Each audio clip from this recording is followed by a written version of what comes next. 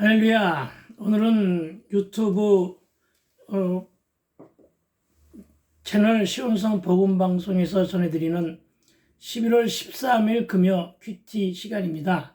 하지만 이날 녹음한 것을 조금 늦게 올리게 된 사정이 있었습니다. 제가 화면 앞에 이렇게 작은 액자를 하나 비추며 소개해 드리고 있는데 기도원 순방을 다녀왔기 때문입니다.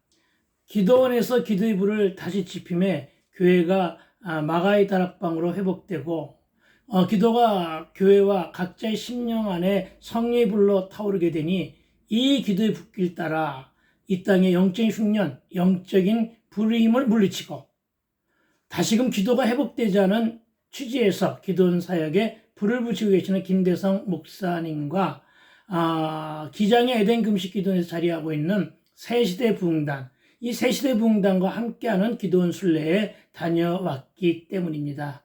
장장 2박 3일, 우리가 돌아본 그 길이 한 대략 짐작하건대 1500 정도의 킬로가 아니었나 생각을 합니다. 10일 목요일부터 시작해서 토요일 14일까지 이어지는 바람에 금요 큐티가 늦었음을 양해해 드립니다. 그리고 오늘은 복이는 사람이 되기 위해서 우리가 떠나야 할 세 가지 종목 중에 악인의 꾀에 이어 오늘은 죄인의 길에 대해서 나눔을 좀 해보고자 합니다. 그러나 죄의 문제는 여러분 너무나 어렵습니다. 그래서 오늘 우리는 죄가 무엇인가를 다루기보다는 죄인의 길이 어떤 길인가를 먼저 적용해 보고자 합니다. 그런데 여러분, 악인의 꾀에 대해서는 사실 할 말도 많고 적용할 것도 많고 여러분에게 올려드리지 못한 말씀도 많지만 여러분, 오늘의 주제인 죄인의 길, 이것에 대한 이야기는 참으로 말하기가 폭이나 조심스럽다는 심정을 솔직히 말씀을 드립니다. 그래서 여러분에게 먼저 조심스럽게 이렇게 묻고자 합니다. 여러분, 죄가 무엇이고 또 죄인의 길은 어떤 길입니까? 사실 저 이것을 가지고 여러 날 고민하며 하나님께 이 문제를 어떻게 풀어갈 것인가 지혜를 달라고 성령의 조명하심을 구했는데 이렇게 이국리 저국리 하는 동안에 문득 죄는 관역에서 빗나간 것이라 해석해 놓은 글을 보았습니다. 그런 글을 본 적이 있었는데 그런 글이 떠올리게 되었고 동시에 똑바로 걷고 싶어요 주님, 이 복음성의 가사가 떠오른 것이었습니다. 그래서 그렇구나, 바로 이 발, 손, 눈에 대해서부터 말씀을 나누면 좋겠다 하는 생각이 들었어요. 그래서 여러분에게 이렇게 묻습니다. 여러분, 왜 하나님은 우리에게 발을 2개 주셨을까요? 왜 그리고 그 2발로만 걷게 하셨을까요? 좀 싱거운 질문인가요? 그러나 여러분, 진지하게 도전합니다. 여러분, 왜 우리에게 발을 2개 주셨을까요? 여러분, 2발을 주신 이유는 분명히 있을 텐데 그것이 무엇일까요? 그리고 저는 그것을 제 나름대로 똑바로 걸으라고 주신 것이라고 해석해 보았습니다. 그렇다면 우리는 똑바로 걷지 못하고 있었나요? 여러분, 여러분은 몰라도 저는 최소한도 49년간 똑바로 걷지를 못했었습니다. 그렇다고 제가 49년간 걷지 못했던 이런 말을 사용해도 좋을지 모르지만 장애인이었다는 것은 아닙니다. 저에게는 아주 튼튼하고 멀쩡한 2 다리가 있었습니다. 그러나 여러분, 무엇을 말하고자 하느냐면 하나님 없이 예수를 몰랐기에 똑바로 걸을 수가 없었다는 말씀을 드리고자 하는 것입니다.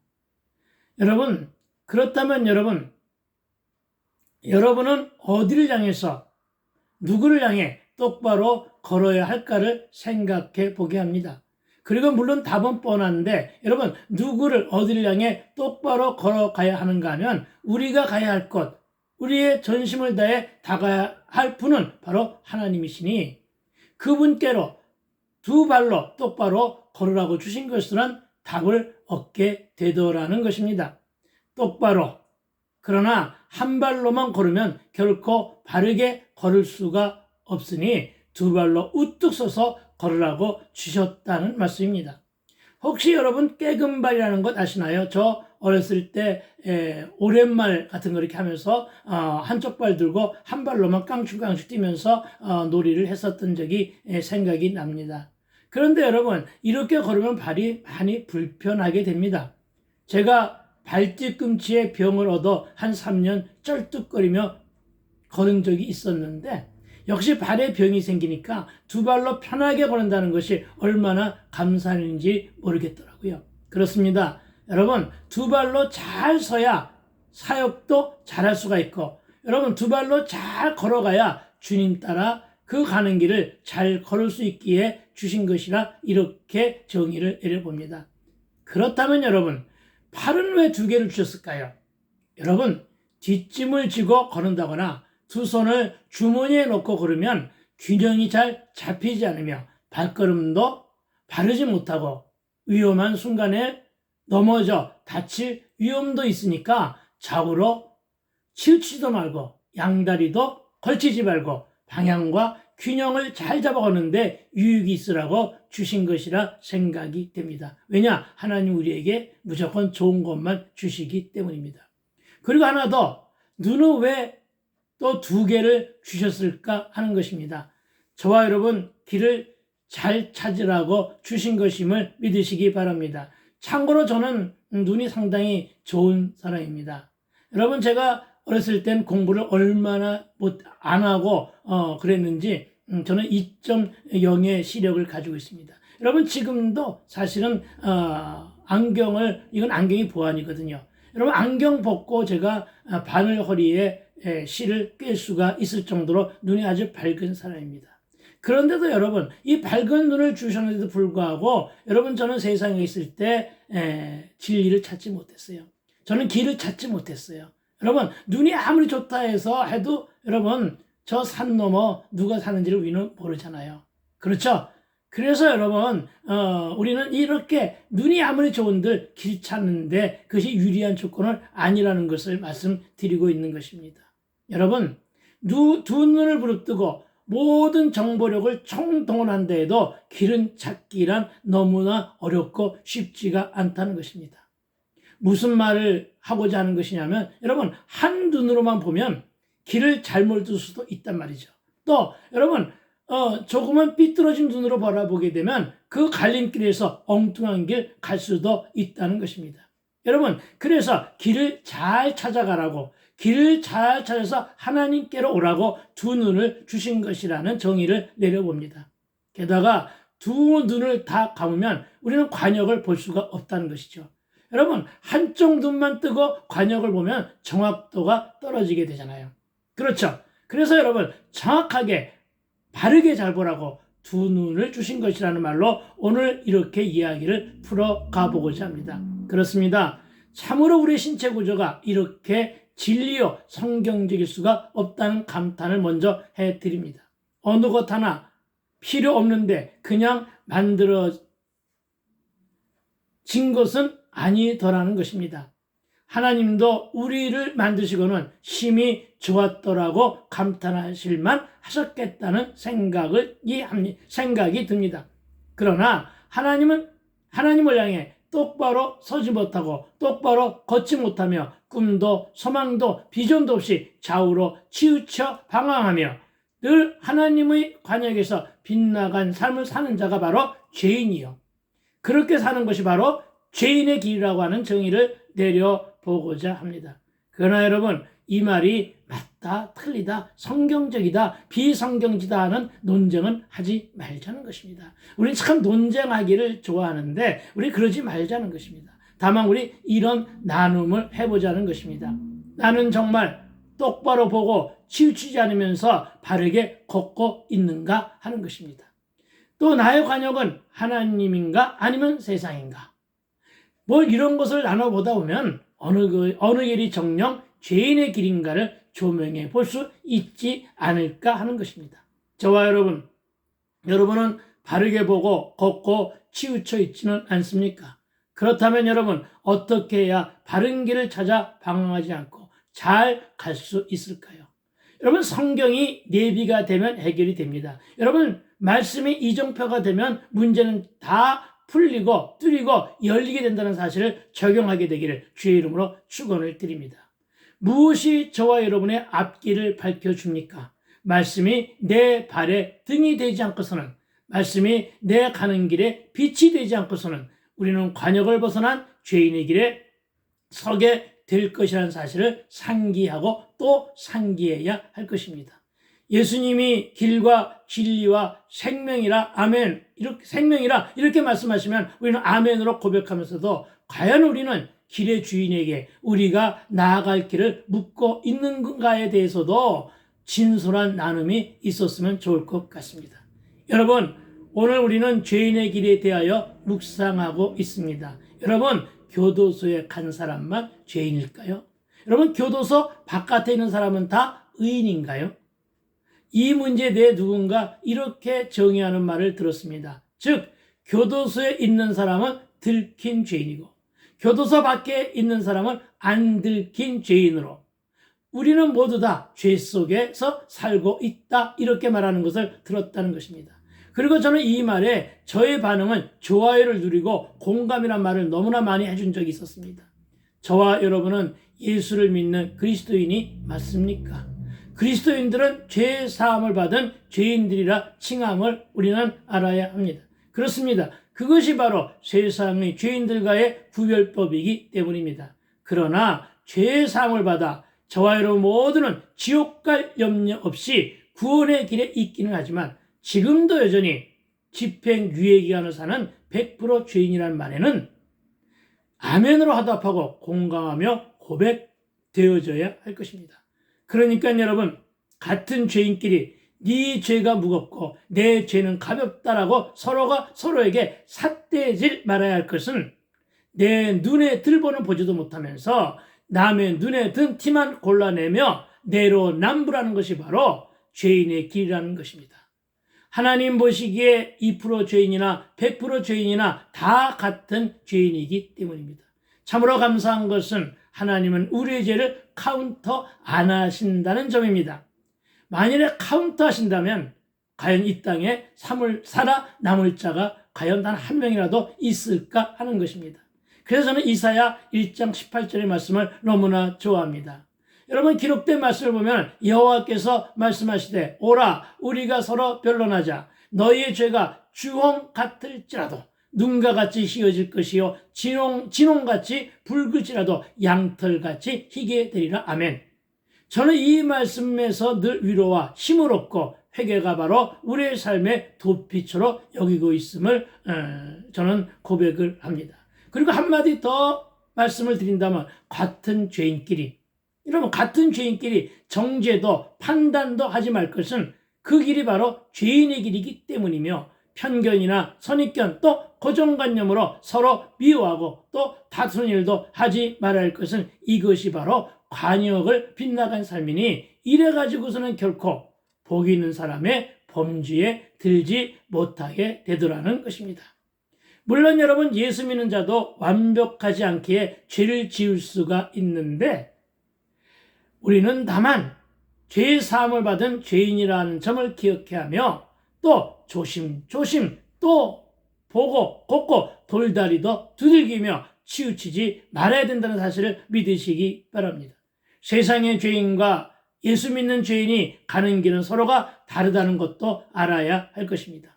그렇다면 성경은 이에 대해서, 죄에 대해서 뭐라고 말씀하시는지 살펴보기를 소망합니다. 먼저 요한복음 16장 8절로부터 9절 말씀을 보는데 먼저 8절은 그가 와서 죄에 대하여 의에 대하여 심판에 대하여 세상을 책망하시리라. 아멘. 그리고 이어지는 9절은 이렇게 말씀합니다. 죄에 대하여라 함은 그들이 나를 믿지 아니하며. 아멘. 그들이 나를 믿지 아니한다 말씀합니다. 여러분, 그들이 누굽니까? 여러분, 세상 사람들, 저와 여러분 마찬가지 아닙니까? 그래서 결론은 하나님을 멀리하여 믿지 아니하는 것, 그것이 죄라고 말씀하고 있음을 믿으시기 바랍니다. 또 하나님을 믿지 아니하는 자는 어리석은 자라고 기록된 성경 구절이 있습니다. 두 성경이죠. 하나는 시편 14편 1절과 53편 1절인데 오늘은 53편 1절을 가지고 잠시 말씀을 나누고자 합니다. 여러분 53편 1절은 이렇게 기록합니다. 어리석은 자는 그의 마음에 이르기를 하나님이 없다 하도다. 그들은 부패하며 가증한 악을 행하며 선을 행하는 자가 없도다. 아멘. 그리고 53장 2절은 하나님이 하늘에서 인생을 구워 살피사 지각이 있는 자와 하나님을 찾는 자가 있는지 보려 하신즉 3절 각기 물러가 함께 더러운 자가 되고 선을 향하는 자가 없으니 한 사람도 없도다. 여러분 의인은 없고 죄인만 있다는 얘기 아니겠습니까? 그리고 이어서 4절은 죄악을 행하는 자들은 무지하냐 그들이 떡 먹듯이 내 백성을 먹으면서 하나님을 부르지 아니하는도다. 아멘. 그런데 여러분 오늘 말씀 중에서 참으로 재미있는 말씀은 뭐냐? 바로 내 백성을 떡 먹듯이 먹는다고 하고 있음을 보게 됩니다. 저와 여러분 하나님의 백성을 떡 먹듯이 한 적은 없으셨습니까? 여러분 이 말이 무슨 말입니까? 너무 쉽게 내 백성, 죄의 백성들의 영혼을 죄의 길로 인도하고 있지는 않느냐? 그들을 파멸로 이끌고 있는 것은 아니냐? 이런 뜻으로 해석하고자 합니다. 그러면서 저들은 뭐라고 했다고요? 하나님을 찾지도 부르지도 않는다고 말씀하고 있습니다. 그렇습니다. 그런 죄인이었고 그 길을 걷고 있었음을 오늘 고백을 드립니다. 내가 진리를 모르면서 아는 척했고 내가 궤변으로 진리를 농단하며 바른 길 가고자 하는 사람들, 예수 믿는 자들을 그 자리에서 끌어내리고 방해했던 그런 죄인이었다는 사실을 고백합니다. 예전에 세상에 있을 때는 창조가 아닌 진화를 주장하였고 윤회와 신화를 말하면서 저들의 영혼을 누워서 밥 먹듯 너무 쉽게 갉아먹고 훼손시켰던 죄인이라는 점을 고백하고 있는 것입니다. 그렇다고 지금 예수님의 새 옷으로 갈아입었고 말씀을 중심으로 산다고 하면서도 나는 얼마만큼이나 그런 삶을 살고 있지 않는가 하는 것도 되짚어 보아야 할 필요가 있다는 것입니다. 만일에 여전히 미워하고 여전히 시기 질투하며 정죄하고 판단으로 상처를 주고 있다면 역시 나는 여전히 하나님의 백성의 영혼을 누워서 떡 먹듯이 파멸의 길로 죄인의 길로 이끌고 있는 자였다는 사실을 고백으로 드립니다. 여러분 죄의 시작은 에덴 동산에서 하와가 사탄이 쳐놓은 그물에 걸려 하와가 시험당함으로 죄를 유발시켰는데 에덴 동산의 하와가 지은 죄는 하와 개인의 죄를 넘어서 공동체의 죄, 인류의 죄로까지 퍼져나갔으니 우리에게도 바로 죄의 유전자가 있다는 것인데 이 때문에 예수님이 오셨고 이 때문에 예수님이 십자가에서 화목제물로 희생당하셨건만 여전히 이 땅에 죄와 죄인의 길에서 방황하고 있는 자들은 바로 복이 없는 자들이라고 오늘 성경은 말하고 있는 것임을 믿으시기 바랍니다. 여러분, 복의 정체가 무엇입니까? 복의 근원 강림하사. 할렐루야. 여러분, 복의 본질이자 근원은 예수 그리스도, 예수님이심을 믿으시기 바랍니다. 그러니까 복 있는 자는 누굽니까? 예수를 소유한 자들입니다. 여러분, 복 있는 자는 예수를 소유하며 믿음 안에서 신앙생활하는 자들의 이름을 여러분 밝혀드립니다. 그래서 저와 여러분 모두는 죄인의 길에서 벗어나 예수님과 함께 복 있는 자로, 복을 소유한 자로 은혜 가운데 살아가게 되기를 축원을 드립니다. 그런데 여러분, 교회 안에서도 죄인의 길을 가는 자들은 너무나도 많다는 것입니다.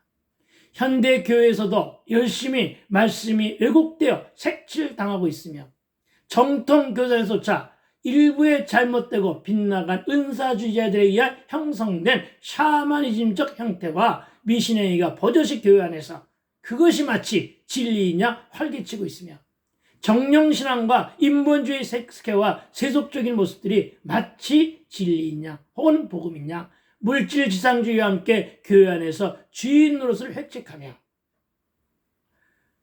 분명 성경은 사도행전 4장 12절의 말씀으로 다른 이로서는 구원을 받을 수 없나니 천하 사람 중에 구원을 받을 만한 다른 이름을 우리에게 주신 일이 없음이라 하였더라 이렇게 말씀하였건만 일부의 종교 지도자들이 다른 종교도 구원이 있다고 주장하면서 여기에 편성하고 타협하기도 하며 또 여기에 동조하는 혼합주의와 자유주의적 신앙 행태가 죄와 죄인의 길을 더 빠른 걸음으로 재촉하고 있는 것은 아니냐는 것입니다. 그렇습니다. 우리는 개인의 삶과 일터와 심지어 교회까지 사단이 쳐놓은 죄의 그물에 쉽게 걸려들 수가 있는데 정말이지 이 죄의 시험에 걸려들지 말아야 할 것입니다. 무슨 얘기입니까? 죄인의 길에서 벗어나자는 것입니다. 그러나 여러분 너무나 딱딱했죠. 그리고 여러분 죄가 무엇이냐는 문제로 얘기를 하니까 아마 그런가 봐요. 그래서 무엇이 죄냐를 따지지 말고 어느 것이 죄인의 길인가를 좀 더 묵상해 보고자 합니다. 성경은 죄인의 길이라 했으니 저는 이것을 죄를 짓게 되는 동기나 유발 매체 혹은 죄의 사정권이란 말로 여러분 한번 적용을 해봅니다. 죄인의 길, 즉 죄의 사정권 안에 드는 것, 이것이 바로 죄인의 길이라고 정의를 해보았다는 것입니다. 그렇다면 여러분 무엇이 죄의 사정권 안에 드는 일입니까? 여러분 술이 죄입니까? 죄가 아닙니까? 참으로 이 문제로 많은 사람들의 입에서 회자되고 있는데 여러분 술이 유죄입니까? 무죄입니까? 대답하기가 조금 그렇습니까? 누구는 에베소서 5장 18절 말씀에서 술 취하지 말라 이는 방탕한 것이니 오직 성령으로 충만함을 받으라 이 말씀을 근거로 어떻게 말씀을 왜곡하느냐면 술을 취하지 말라 하셨지 술을 먹지 말라고는 하지 않느냐 이렇게 말하면서 술이 왜 죄가 되느냐고 따지는 사람들도 있습니다. 참으로 어처구니 없습니다. 여러분 이 말은 좀 억지가 너무나 많은 것 같습니다. 그래서 저는 이렇게 말해줍니다. 저는 술이 죄다 아니다를 떠나서 술이 취할 때까지 마심으로써 술로 인해서 죄를 짓게 되는 것이니까 술은 죄를 짓게 하는 매개체요, 시험거리요, 죄의 사정권이라 적용합니다. 그래서 죄는 유죄라는 판결을 내립니다. 그래서 술로 인해 시험에 들지 않도록 술로 인해 죄의 사정권 안에는 들지 말라는 권면을 해드립니다. 제가 술에 많이 찌들고 취해본 사람으로 말하고 싶은 것은 술은 그리고 각종 마약 등은 죄를 짓게 하는 동기부여를 한다는 점에서 유죄에 가깝다고 하는 말씀을 드리는 것입니다. 이 말을 바꾸면 술은 사람을 시험 들게 만든다는 것입니다. 즉 술은 사탄이 쳐놓은 그물 안에 걸려들게 하는 시험거리요 사정권 안에 들게 되는 일이라는 것입니다. 술을 먹음으로 바르게 보지 못하고 취하여 똑바로 걷지도 못하고 취몽사몽으로 중심을 잡지도 못하니 시험에 들게 하는데 두 눈을 크게 떠도 찾지 못하는 그 길을 여러분 눈을 취한 눈으로 바라보면 그것이 진리를 제대로 찾게 되겠느냐는 것입니다. 즉 여러분 취몽사몽으로 중심을 잡지도 못하면서 그래서 시험에 들게 하는데 시험 즉 죄의 사정권이라고 하는 말은 술을 먹으면서 주정하지 않게 해달라고 기도하는 것. 여러분 이것이 바로 사정권 안에 든 채로 죄인의 길에 서 있는 것이라는 말씀을 드리고자 하는 것입니다. 술 때문에 폭행하고 술 때문에 막말하고 술 때문에 품위를 잃어버리고 술 때문에 나쁜 마음을 품고 술 때문에 평소 하던 대로가 아닌 못된 습성이 나오고 여러분 술 때문에 덕이 안 되는 일을 하면 다 시험에 든 것이니 죄요 죄인의 길이라는 것입니다. 여러분 이것은 마치 19금 포른을 보면서 주여 음란의 죄를 짓지 않게 해서 사는 것과 같은 것이라는 말씀입니다. 여러분 저와 여러분은 얼마만큼이나 혹은 어떤 죄의 사정거리 안에 있어 보았습니까? 아니 지금도 그 사정권 안에서 헤매고 있는 분은 안 계십니까?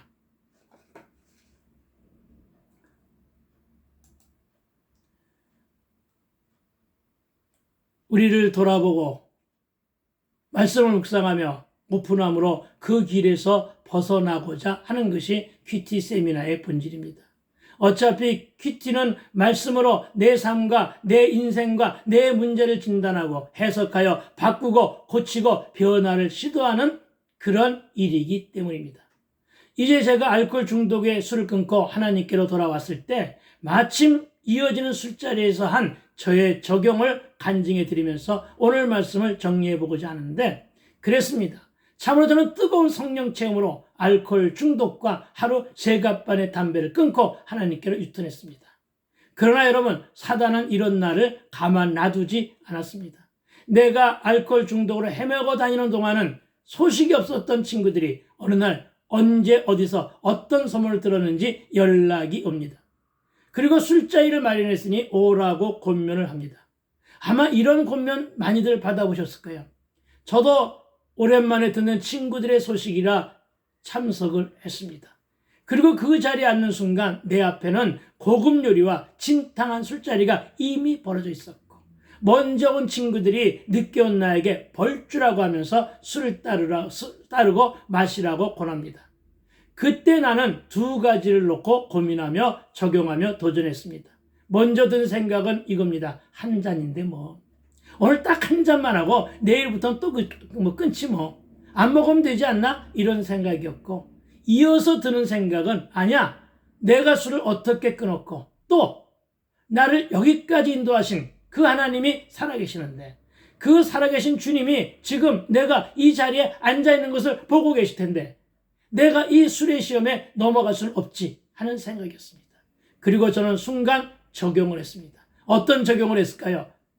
후자를 택했습니다. 적용으로 반응하는 순간 즉시로 실천했습니다. 뭘 실천했냐? 여러분, 내 앞에 온 대여섯 잔의 술잔을 그 자리에서 눈치 안 보고 다 엎었습니다. 그리고 순간 나의 이런 행동의 좌성은 순간 조용해졌습니다. 그러나 침묵도 잠시. 저들은 말합니다. 제가 먼저 이 말을 먼저 했죠. 뭐라고 선포했냐면, 나 술을 끊었다. 진짜로 나 예수님을 만난 사람이다. 그래서 이제는 술 안 먹는다. 나에게 이제 다시는 술을 권하지 말라. 할렐루야. 이렇게 선포했건만 저들은 막무가내였습니다. 무슨 농담을 그렇게 살벌하게 하느냐고. 그렇습니다. 저들은 복음이, 진리가 농담으로 여기는 자들입니다. 김연경이가 어떻게 술을 마다하느냐 하며 계속 권해왔습니다. 나는 같은 동작으로 술을 연신 바닥에 부어버렸는데 이런 나의 행동에 저들은 질려버렸는지 그날 나에게 더 이상 술을 권하지 못했고, 그 다음부터는 아예 나를 부르지도 않았으며 그들은 나를 술자리에서 영원히 왕따시켰습니다. 할렐루야.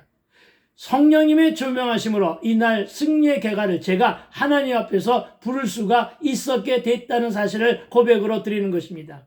이렇게 저는 죄의 유혹에서, 죄의 시험과 사정거리를, 즉 죄인의 길에서 벗어나게 된 것입니다. 그렇게 나는 십자가를 위해 스스로 세상 친구들로부터 내가 스스로 왕따를 당했고 적용했기 때문에 그들의 왕따가 하나도 섭섭하지 않았으며 상처가 되지 않았는데, 그날 제가 하나님께 유턴한 1999년 2월 13일 그날 이후부터 지금까지 술은 나로부터 멀리 떠나 가버렸다는 것을 고백합니다. 할렐루야. 여러분, 이렇게 술의 시험에 이겼더니 앞으로의 싸움도 쉬울 것 같은 생각이 들었습니다. 이렇게 나는 술 시험에 이기고 견뎠는데 오늘날 이 일이 저에게는 간증이 되었고 많은 알코올 중독자의 치료제 역할을 하고 있다는 점에 놀랄만한 하나님의 역사를 보고 있습니다. 여러분, 직장의 일 때문에 술을 끊을 수가 없다고요. 그런 사람들 너무나 많이 봅니다. 여러분, 사업상 술과 함께하는 회식을 마다할 수 없다고요. 그러나 여러분, 분명한 것은 시험 들 일은 멀리하시고 내가 하나님을 향해 바르게 서면 하나님께서 책임져 주심을 믿고 여러분 말씀대로 적용하게 되기를, 그래서 말씀의 능력을 여러분의 삶의 현장에서 체험하게 되기를 주의 이름으로 축원을 드립니다. 시험 들 일 만들지도 맙시다. 시험에 걸릴 일에 가까이 하지도 맙시다. 지혜롭게 잘 적용하고 실천으로 순종하여 성령의 역사를 기대한다면 분명한 응답이 있을 것이고, 이렇게 사는 길이 바로 복을 소유한 자라는 길이라는 사실을 명심하고 또 명심하게 되기를 주의 이름으로 축원을 드립니다. 그렇습니다. 죄인의 길, 그것은 분명 죄를 부르는 마중물이었습니다. 그것은 바로 죄의 사정권이었습니다. 여러분, 이 죄인의 길에서 여러분 또다시 어떤 나눔을 쏟아내시겠습니까? 여러분, 죄가 무엇이냐고 따지고 묻지도 말고 다만 죄인의 길, 죄의 사정권에 들어가지 않는 적용과 결단, 그리고 순종이 필요함을 역설로 주장하면서 오늘 죄인의 길이 무엇인가에 대한 말씀을 이것으로 정리합니다. 저와 여러분, 우리 모두는 이제 악인의 꾀와 죄인의 길에서 벗어나 복 있는 사람 모두가 되어 보자는 것입니다. 그리고 또 다음 주는 오만한 자의 자리입니다. 동역을 해주신 여러분께 부탁을 드리고자 합니다. 함께 적용도 하며 유튜브 화면에 댓글도 직접 달아주시고 좋아요도 눌러주시면서 계속되는 다음 주 오만한 자의 자리로 여러분을 초대하고자 합니다. 여러분 기대하십시오. 금요 퀴티를 할렐루야. 지금까지 유튜브 채널 시온성 복음방송 시온성 복음방송 금요 퀴티였습니다. 그리고 저는 시온성 교회의 김현경 목사입니다. 여러분 감사합니다. 그리고 함께해 주신 여러분 사랑합니다. 축복합니다. 샬롬.